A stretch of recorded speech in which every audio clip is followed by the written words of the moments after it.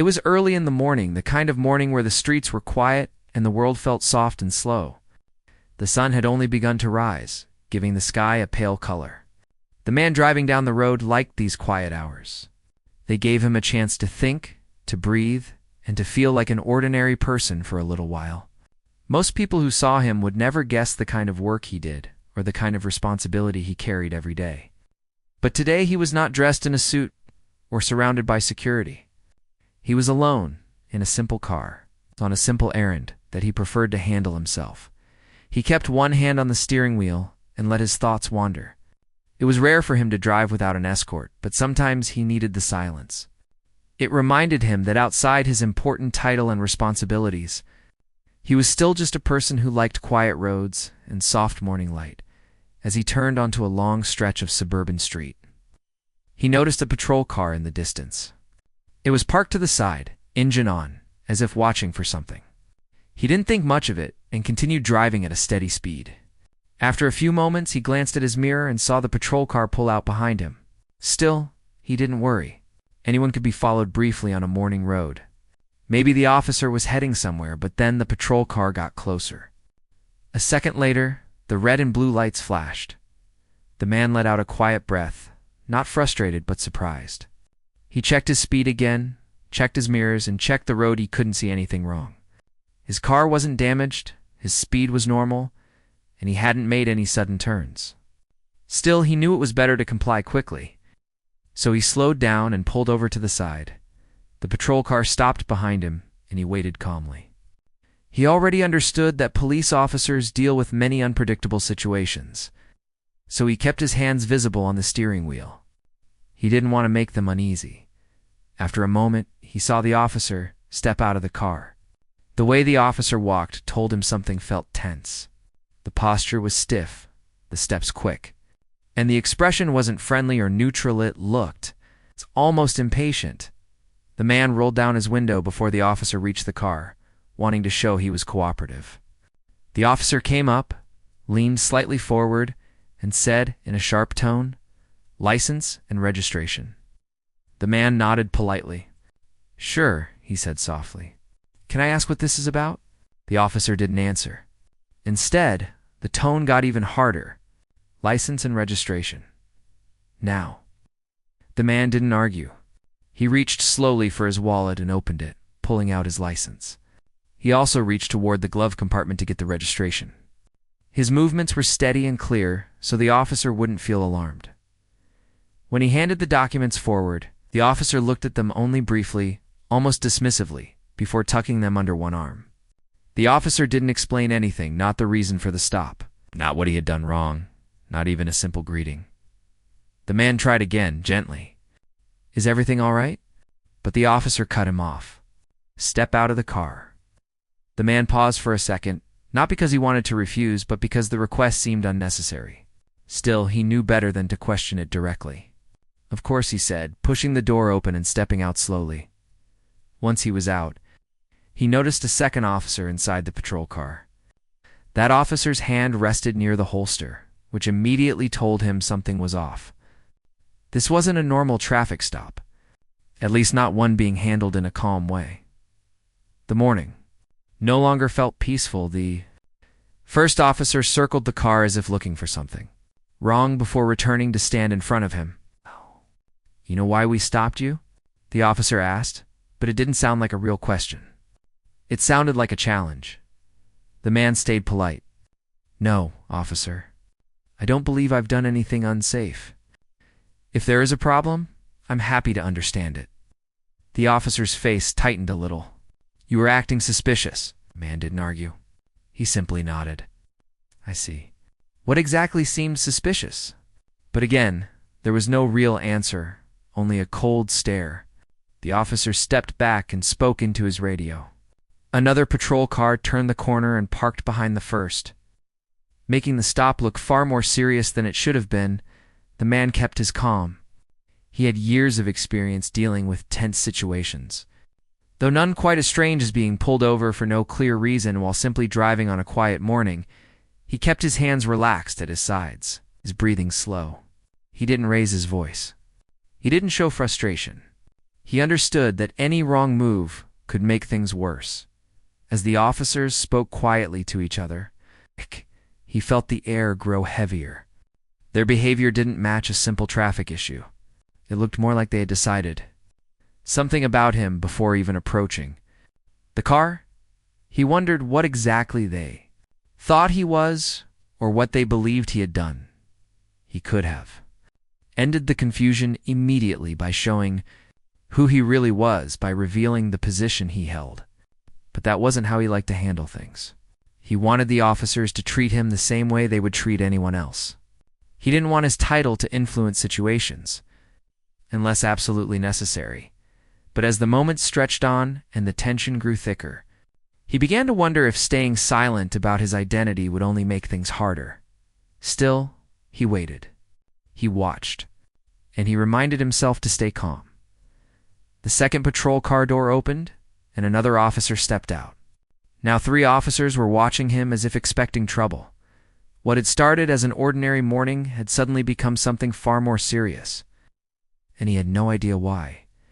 The morning air felt heavier now, almost as if the quiet street had turned into a place where time moved slower. The man stood beside his car, still trying to understand how such a simple drive had turned into a tense scene.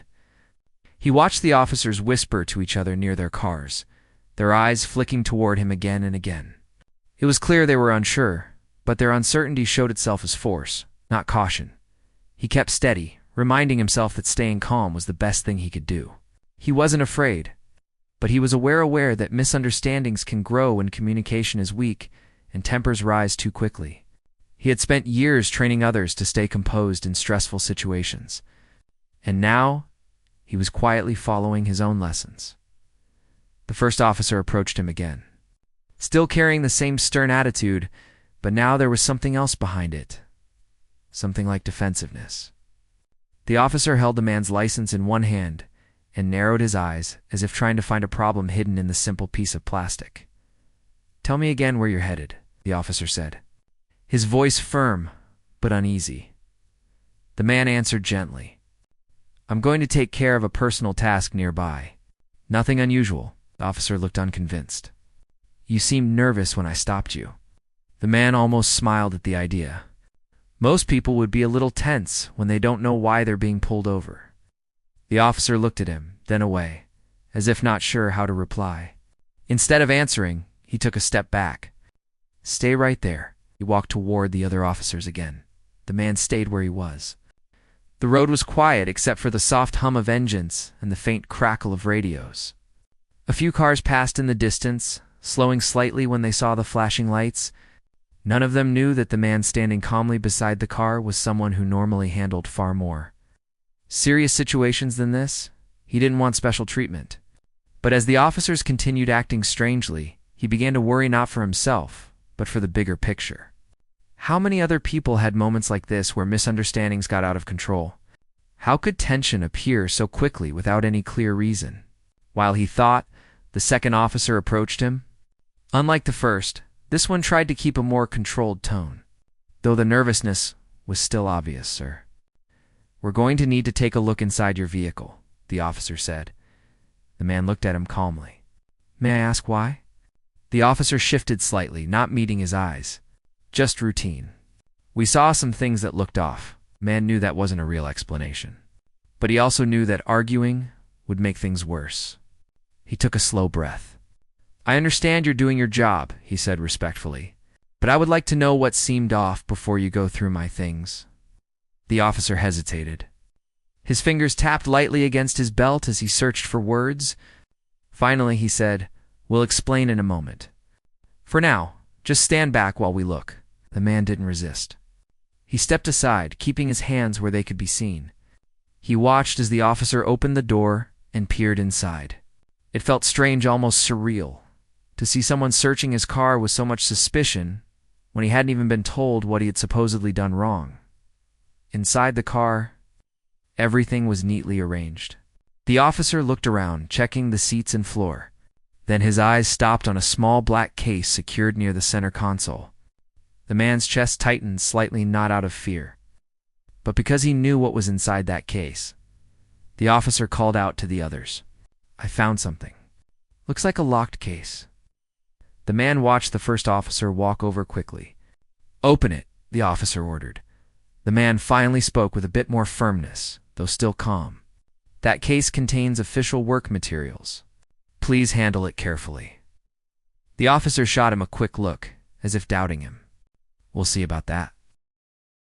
The officer lifted the case out of the car and placed it on the hood. He examined the lock, trying to figure out how to open it. The man stepped forward slightly. I'll unlock it for you, he offered.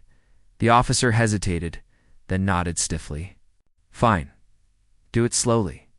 The man reached into his pocket and pulled out a small key. He moved with steady hands, making sure the officer saw he wasn't doing anything sudden. He unlocked the case and stepped back. When the officer opened it, quiet streets seemed to go even quieter. Inside were documents official, sealed, unmistakably authentic. And on top was an identification card with a title that none of the officers expected to see. The officer stared at the card. His mouth opened slightly, but no words came out for several seconds. He picked up the ID, looked at it closely, then looked at the man standing calmly in front of him. The officer blinked twice, as if trying to make sure he wasn't imagining it. His whole posture changed. The tension in his shoulders melted into shock. The second officer stepped closer and saw the card too. And his reaction was the same, eyes wide, breath caught, expression frozen. The man stayed silent, giving them time to process it. He didn't need to say anything.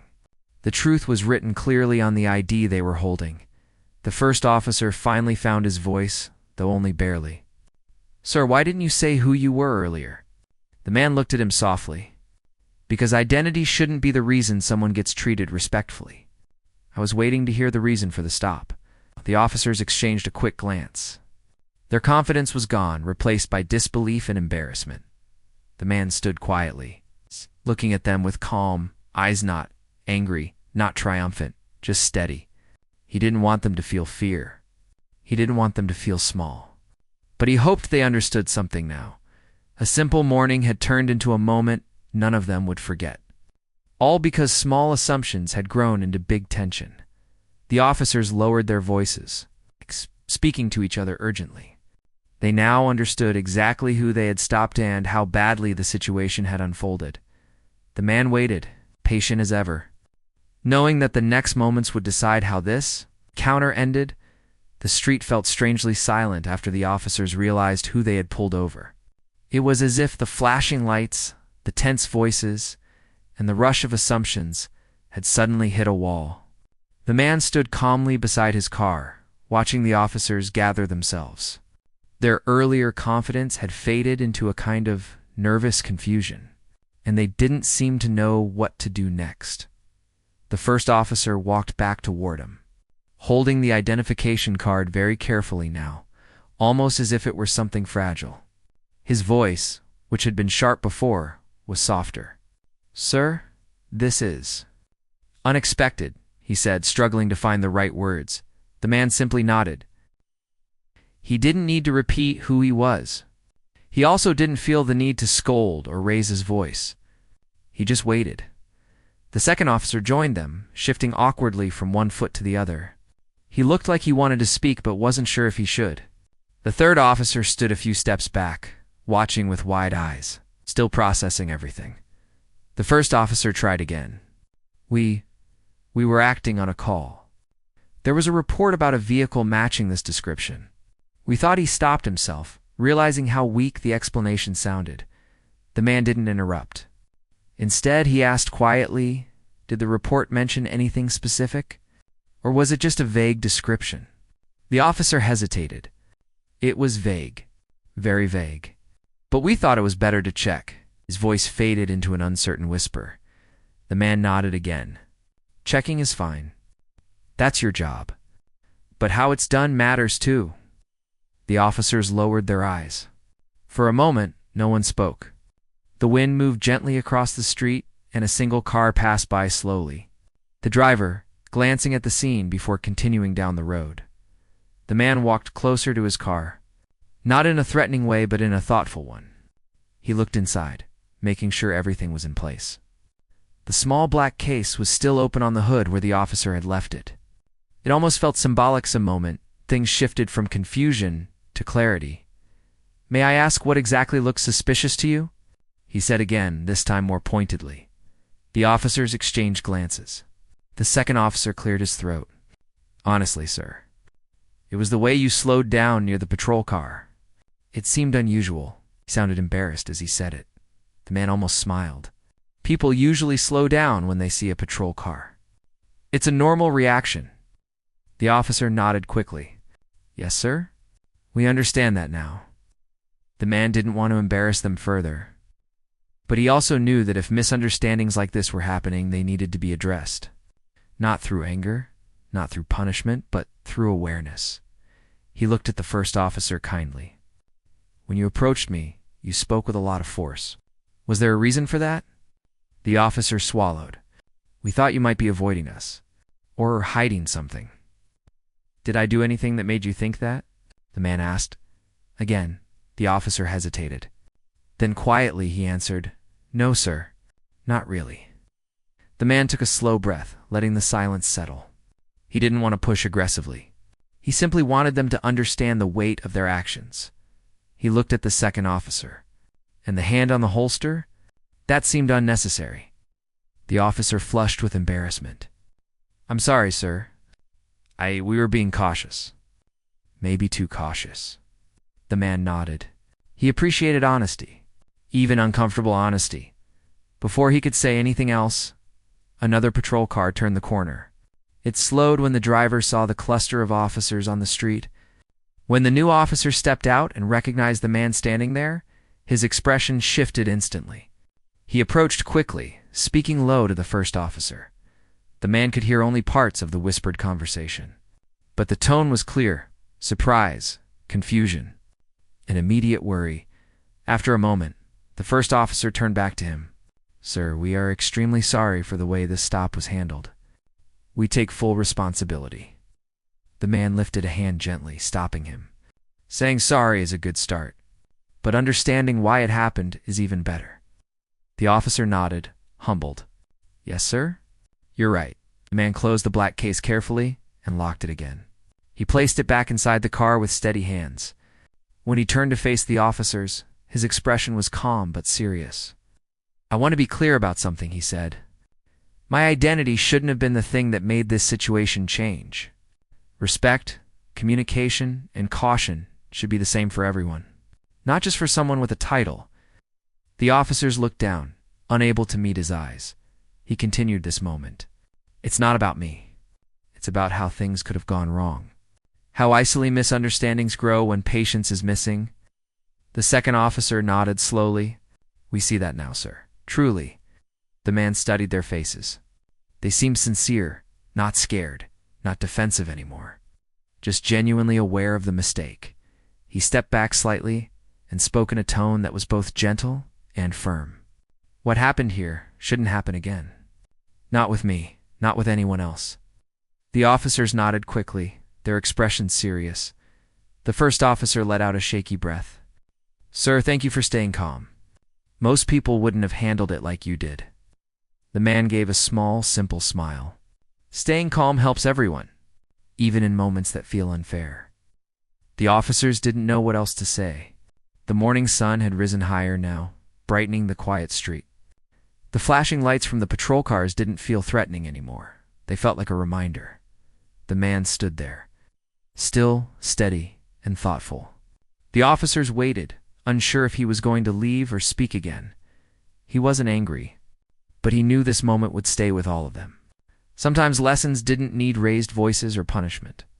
Sometimes they came from quiet clarity, and this morning was one of those moments. The moment the tension shifted, as the air around the scene felt different. The officers, who had arrived so firmly and acted with so much certainty, now stood with lowered shoulders and unsure expressions. The man didn't move right away. He allowed the silence to settle, because sometimes silence teaches more than any long speech. He leaned gently against his open car door, taking a quiet breath. This was not the morning he had planned, but life often placed him in unexpected moments. Some were dangerous, some demanding. And some like this revealed how easily small mistakes could become big ones. The first officer stepped forward cautiously, as if afraid of making another wrong move. His voice was low, no longer sharp. "Sir, we really didn't know. If we had known, the man cut him off softly. If you had known, you would have behaved differently. And that's the part that matters." The officer swallowed hard. The words were gentle, but they hit directly.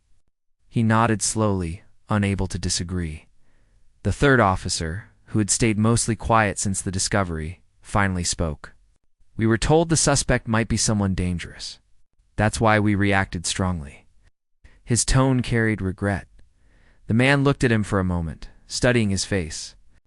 "Did the report say what the person looked like?" he asked calmly. The officer hesitated. "No, sir, it didn't." The man nodded. "So you filled in the details yourselves." That truth hung in the air like a heavy cloud. None of the officers argued. They couldn't. The second officer rubbed the back of his neck, clearly uncomfortable with the direction the conversation had turned. "We didn't mean any harm. It just escalated." The man looked around the quiet street, noticing how normal everything looked despite the tension that had filled it minutes ago. It struck him how thin the line can be between calm and chaos. "I understand your job is stressful," he said gently. "I understand that you deal with unpredictable situations. But you have to understand something too." He paused, letting the moment breathe. "Every person you stop is a human being. Not a threat. Not a danger. A person." All three officers lowered their eyes. The man stepped away from his car and closer to them. Not intimidating, just present. If you start a conversation with force, the person will feel fear. Fear turns into confusion. Confusion turns into tension. And from tension, mistakes happen. The first officer nodded, barely lifting his gaze. "We see that now." The man softened his tone. "I hope so. Because someone else might not stay as calm as I did. And a simple stop could turn into something much worse." The officers looked shaken by the idea. The weight of what could have happened settled on their shoulders. A moment passed before the new officer, the one from the most recent patrol car, stepped forward. He was older than the rest, with a more measured presence. "Sir," he said, "I think we all need to hear whatever you want to say. It'll help us do better." The man appreciated the sincerity. He offered a small nod. "Well," he began, "start with listening. Really listening. Don't jump to conclusions before hearing what someone has to say. Most situations calm themselves when everyone is treated with respect." The officers nodded slowly. They seemed to be absorbing every word now, and when you give instructions. He continued, "Give them clearly, but not aggressively. Your tone matters as much as your words." The second officer looked up. "We understand, sir. Truly." His voice held a quiet honesty. The man folded his arms gently, not in judgment, but in reflection. "This morning could have been handled in a completely different way. You could have greeted me normally, explained why you stopped me, asked for my documents politely.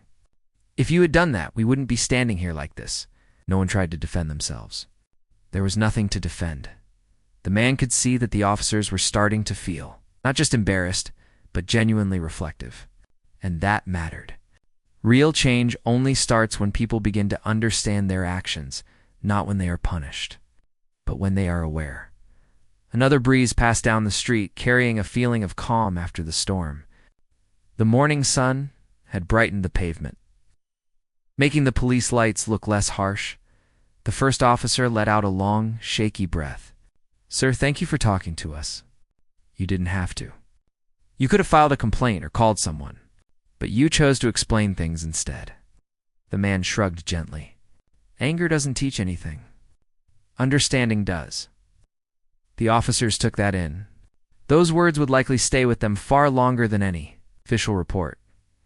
He closed his car door carefully and stood beside the vehicle. For a moment, he looked at the officers, three people who had begun the morning with confidence and ended it with humility. "I hope this becomes a lesson," he said softly. "Not just for today, but for every day you put on that uniform." The older officer nodded firmly. "It will, sir." I'll make sure of it. The man appreciated that. Leadership wasn't about rank. It was about awareness, responsibility, the courage to improve. He stepped back toward the driver's seat. But before getting inside, he paused and looked at them one last time. Remember, he said, you have the power to make someone's day better or worse in a single moment. Choose wisely. The officers all nodded. Their eyes were sincere. The man opened the car door, but before sitting down, he took a final breath of the cool morning air. The road ahead seemed calm again, a regular street on a regular day, but for everyone standing there, it had become far more than that.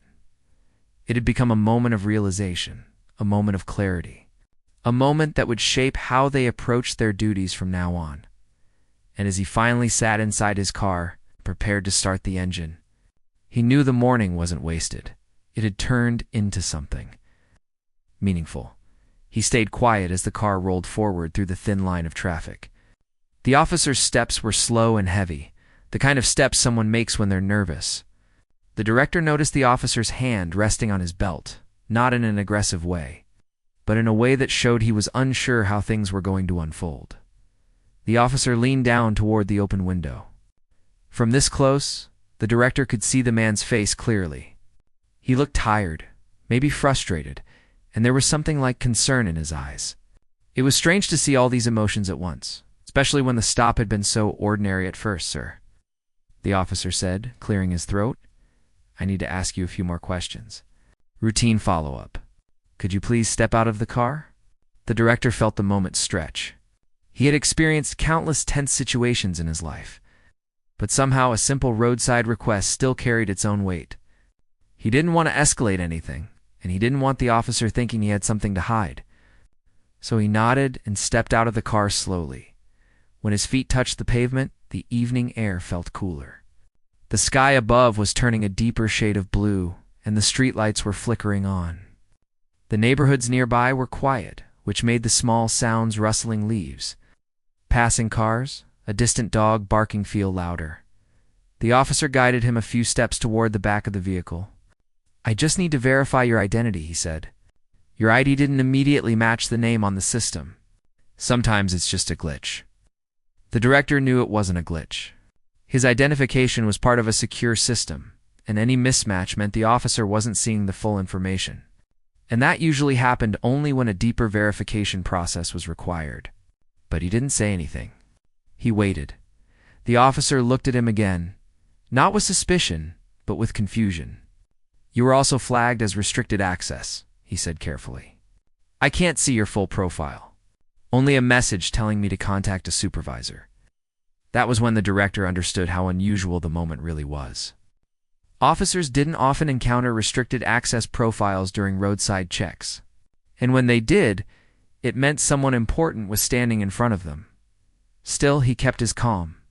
You can go ahead and make the call, he said in a soft, even tone. The officer stared at him for a brief moment, as though trying to solve a puzzle. Finally, he pulled out his radio and stepped aside, speaking in a low voice. The director couldn't hear every word, but he caught bits and pieces, phrases like verification, code red clearance, and not showing details. A few moments later, the officer turned back to him with an expression that had changed completely. His earlier frustration was gone. Now he looked almost pale. Sir, my supervisor wants to speak with you directly, he said, on the radio. The director nodded and took the radio from him. The voice on the other end was familiar, one of the senior coordinators responsible for secure information. The message was short.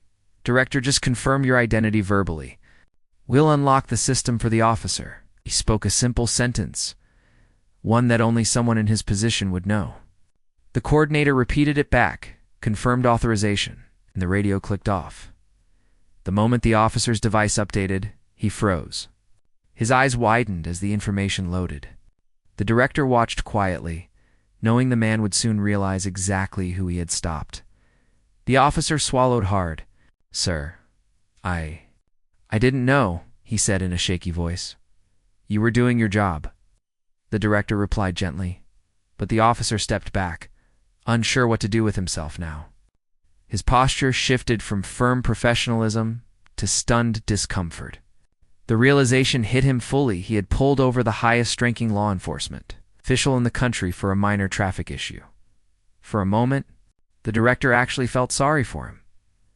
"Look," the director said calmly, "you handled the situation correctly. You followed the procedure. There's nothing to apologize for." But the officer looked conflicted, almost embarrassed. "Still, sir, I didn't expect—" His voice trailed off as he tried to gather his thoughts. The director stepped forward just a little, speaking in a steady tone. "What matters is honesty and doing what's right. You treated me like any other driver. That's how the system should work." The officer nodded, but the uneasy look in his eyes didn't disappear. He kept glancing at the marked patrol car, as though expecting someone else to take over the situation. Another unit arrived within minutes, its lights flashing briefly before the car pulled up behind the first one. A second officer stepped out, younger and visibly nervous. He looked between the director and the first officer with wide eyes.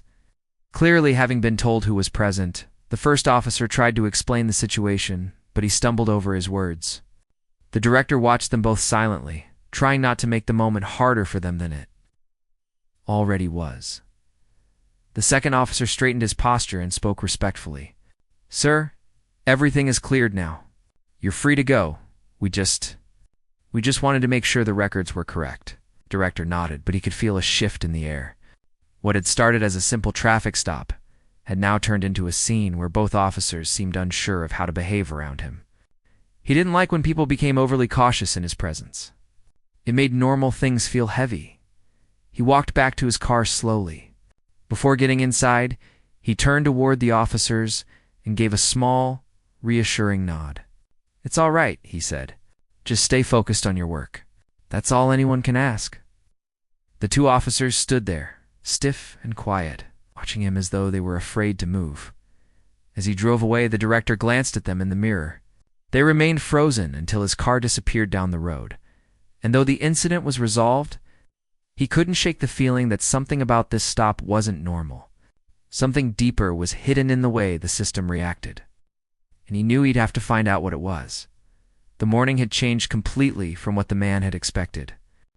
What started as a quiet drive had turned into a moment that none of them would forget. He sat in his car for a moment, breathing deeply, letting the calm return after the tense encounter. The street was quiet again, almost as if nothing had happened. The patrol cars had gone, and the officers were left on the curb, their minds still processing the unusual event. He reflected on how isolated assumptions can grow into serious mistakes.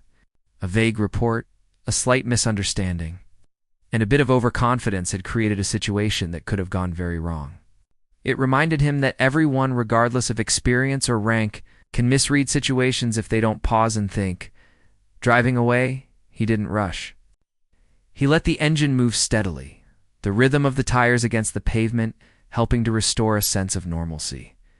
Even with the incident behind him, he knew the memory of it would remain not just for him, but for the officers involved. They had learned something valuable, something that would influence how they approached future stops and encounters. He thought about the officers, specifically their initial confidence, the way it turned to tension, and finally, the awareness that came with understanding. He hoped that this moment would shape their actions in a positive way, helping them approach others with caution, but also with respect and patience. At the same time, he realized that moments like these weren't just about others learning, they were about reflection, too.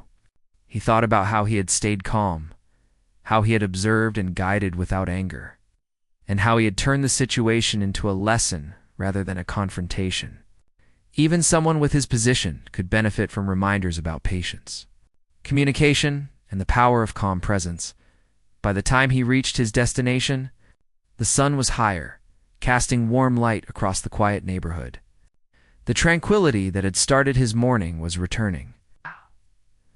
But now it was paired with a sense of accomplishment and perspective. What had seemed like a minor routine task had evolved into an opportunity to teach, to influence, and to remind others of the value of careful, human-centered action. He parked, taking a moment to step out and stretch. The case in his car was secure, and everything he needed for his personal task was in place. The morning felt different, now charged with meaning, tempered by reflection. It was a reminder that even ordinary moments could contain lessons if observed with awareness and care. Before heading inside, he glanced down the street one last time. He thought of the officers standing on the curb, perhaps replaying the events in their minds. He hoped that they would remember the calm, the clarity, and the human approach as they returned to their duties. He hoped that they would carry this moment forward as a lesson. Not as a story of embarrassment, but as a story of awareness, respect, and responsibility. As he walked toward his destination, he felt the weight of his morning lift. It had been more than a simple traffic stop.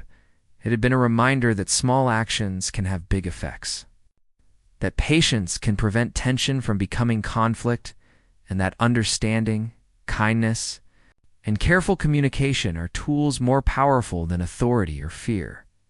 The man entered his building quietly, closing the door behind him. The morning had ended, but its lessons would continue. And in that quiet reflection, he felt a sense of satisfaction. The routine traffic stop had turned into a teaching moment, one that would resonate far beyond the morning itself.